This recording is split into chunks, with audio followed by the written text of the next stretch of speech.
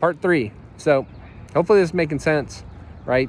Do not, if you even sense, right, that there's hesitation, that you're not, you're holding on to the thing and you're not ready to give it, don't, right? Unless God is like, you have to give it right then and there, like regardless, because you will not be rewarded, or you will not receive a full reward, right? It says to generously give, right? With to liberally give or graciously give with a generous or loving heart. I can't remember how it's worded in the King James, but it's basically like you're supposed to just freely give, and you're just like, you fire and forget.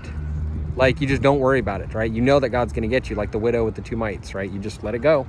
You didn't see her sitting there lingering at the pot, right, to give the coins, or you didn't see her talking about her turning back and, you know what I mean? No, she just gave, right? And that's how you're supposed to give. You're supposed to joyously, like, you're doing it unto the Lord. I think Romans 4 kind of talks a little bit about this, right? But you're supposed to be peaceful and joyous and in the Holy Spirit, and you're supposed to be doing everything as you do unto the Lord, right? So you know that money, yes, you're giving that money to that person, but you're lending it to the Lord.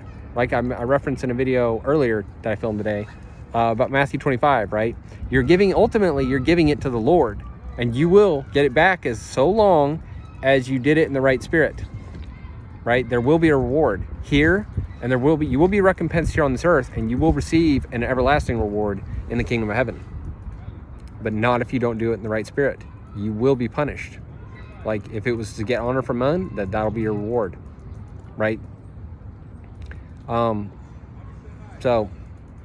there's other people who, I had someone recently literally who committed a couple months ago to giving me money weekly, right? Because they know, they've been through homelessness. They've been through what I've been through. So they know. And so they committed to giving me a weekly amount, whatever they could. And they withheld it this week, right? I knew this was coming because it should have been at the beginning of the week. And then it went from, I think, being Tuesdays to Wednesdays.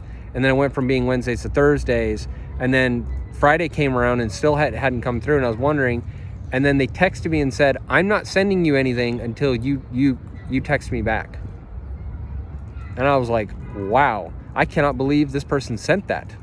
And thought that they were justified, thought they were righteous for doing that. Immediately, I'm like monitoring spirit. Why? Because I'm close to my blessings. I'm very close, and they can't get a read on me. And so, this is how unloving this person is. They think they're loving, and they told me that, oh, I'm different, and I can tell they're more